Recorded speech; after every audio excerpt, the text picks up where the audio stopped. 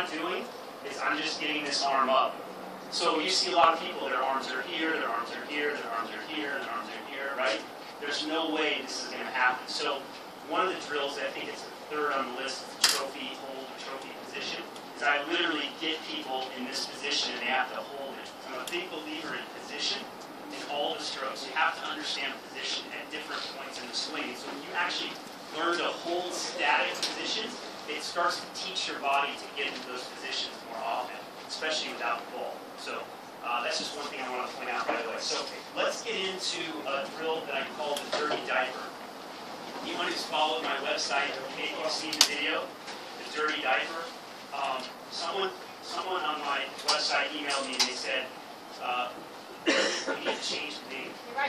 Right? The dirty diaper. But the problem is that I got going with this, and I had a 9-year-old kid tell me one day when I was showing him this drill, he said, it feels like I'm holding my brother's dirty diaper. And it's stuck, and we're not changing it. Okay? So if you don't like the analogy, I apologize. So the dirty diaper is a variation, and again, I'm sure other people have come up with variations of this type of swing path, but it's a way to help people learn how to hit topspin, serves, because at the rec level, the older players, generally they're going to have more slice serves, and that's another challenge as coaches is even female tennis players, sometimes it's actually more effective to teach a slice instead of a topspin, right? Because if they don't have the racket head speed, they don't have the explosion, they're not going to get the ball to jump. So you have to work with your student, and that's why you see more slice serve on the women's tour than the men's tour. So the ultimate goal is to teach the Stozer serve on the women's side with the kick, but again, you have to look at the type of athlete you're dealing with and the motion and the time they're willing to spend to make that change. So the dirty diaper is a concept to help people learn a kick or a topspin serve. And it's also a way to teach people a different way to swing the racket, a different swing path. Because that swing path is very different than a lot of the swing paths that you see out there at the rec level and even the junior level. And so the dirty diaper is a motion where, again, I know you guys are probably going to have a ton of questions from this, but in order for this to work, the ball has to go over the head more. So it has to go in this direction if you're righty. It has to go over the head so the racket swings this way. And the reason it's called a dirty diaper is that I actually have players hold the finish, whether they're choked up or not. I actually have them hold the finish in this position like they're holding a stinky dirty diaper. So the reason that I do that is because I see so many players that swing the racket, and when they hit the serve, they're facing the net and they're coming around like this, right? So if you watch Pete Sampras, when he makes contact, what does his body look like when he makes contact? His body. Say it. Still turned, right? What else? Anything else? When he makes contact, full extend. He's fully extended. Yeah, he's in this type of position right here, right? And most people are here, right? So the dirty diaper starts to teach people how the body's supposed to feel at contact and even after contact. So when you finish on the dirty diaper, you see where my body is here. And the only way that can happen is if the toss is over here, right? And then if you understand how to finish, because if I have people just come all the way through, they're going to finish with their normal pattern of opening up too early. So it's a way to teach people how to do that. I've been very patient. I get rambling, but so devil's advocate, someone might say, well, wait a minute. If I stop the racket, isn't that going to hurt someone's shoulder? Okay. If you teach people how to relax properly, and that's one of the tenets of the way that I teach, is how to teach relaxation, how to get the body to relax. I think I've had one student in 6 years that says, oh, my arm's a little bit sore. And I've worked with like really young juniors. So a lot of coaches will say, well, we don't teach the topspin serve at 8 or 9 years old. And I think I remember Rick Macy saying he's always start people on their knees. Why would I want people on their knees first instead of standing first? Make sure they're that mark up over the net. That's a great one. What else? Want to teach them to hit up. Teach them to hit up. Great one. What else? Isolate the upper body. isolate the upper body. What did Rick say was the biggest problem with the serve yesterday? The connection between the upper body and the lower body, right? And so I believe, and I think it's in line with what Rick was saying yesterday, I believe you have to fix, in my opinion, what the arm is doing first before you even deal with the lower body. Get this arm moving in a correct position before you do that. What's another problem with Eagles serves? Their toss, right? So if I put him on his knees, where does this toss have to go? In the right place for this to work.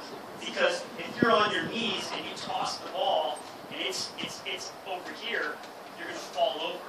So in order to learn the dirty diver, you have to start, well, you don't have to, but to get the fastest results, you start, I believe you start on the knees. Okay, so we're going to do this first. So, I'm just going to make corrections as we go. Justin, you've never done this before, right? All right, so what you've seen kind of what we're supposed to do, right? Okay.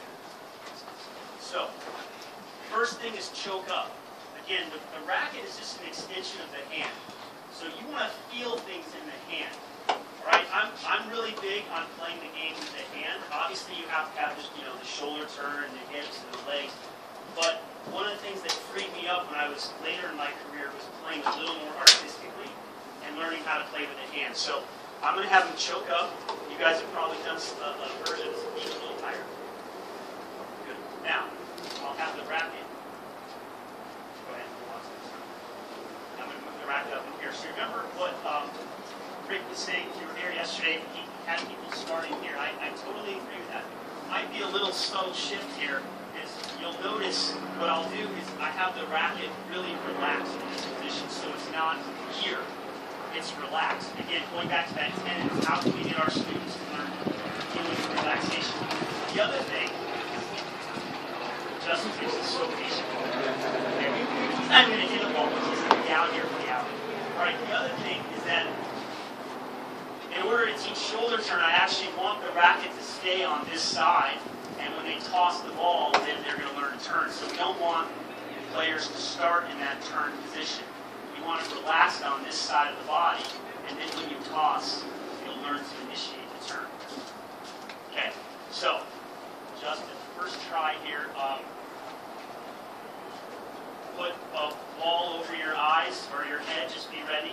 Could be a shank coming your way. Yeah, let's go ahead. Here, I'll demo it first. That's the other thing. Learn by seeing and doing.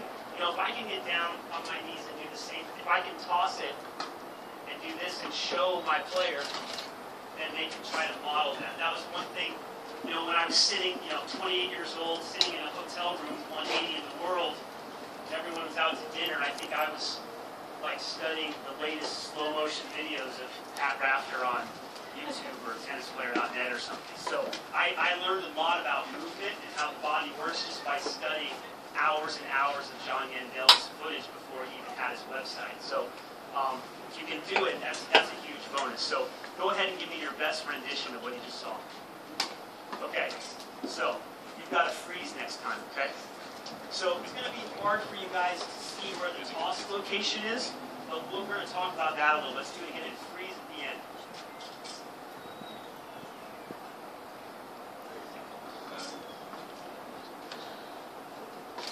Freeze. Okay, can you hold that position? Good. Okay. So, he actually overcompensated, but how is it different? Right? So, one of the best servers of all time was Pete Sampras, right? This guy, and I'm not saying everyone should, bend their arm really early, right? That whole concept of pronation. But certainly, if you can learn to, in this drill, to relax the arm and to bend it, then you're going to feel more relaxed than if the arm is straight. So go ahead. Freeze, good. Now, we just need to turn it this way. So I get a lot of questions, about pronation, right? And on the blog about this dirty diaper drill. If we were to slow down the footage here, there is pronation happening, especially on topspin serve. I just don't teach it. I think that you want to feel the ball in your hand, so when you swing, you come up over the ball like this, and you finish like this. That's where the control comes in. but there is pronation happening. So that's something that confuses a lot of people on my website when I talk about this. They're like, what about pronation? I'm like, yes, there is pronation, but I don't want people focusing on it because I feel like the serve will be too flat if people do that. So let's try that again.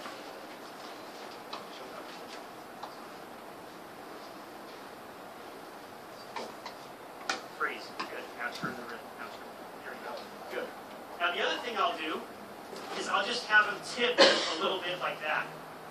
Okay, so remember when we talked about with Pete Sampras when he hits the serve, this feeling right here. Okay, instead of this feeling. So have you guys noticed Justin get better from the first serve to this last one?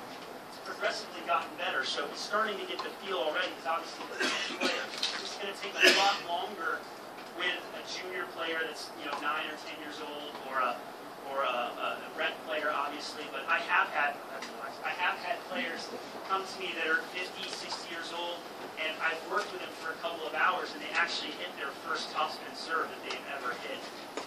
And that's not, if I send them on their way back to Connecticut or Alabama or wherever they live, doesn't mean they can keep doing it without a watchful eye.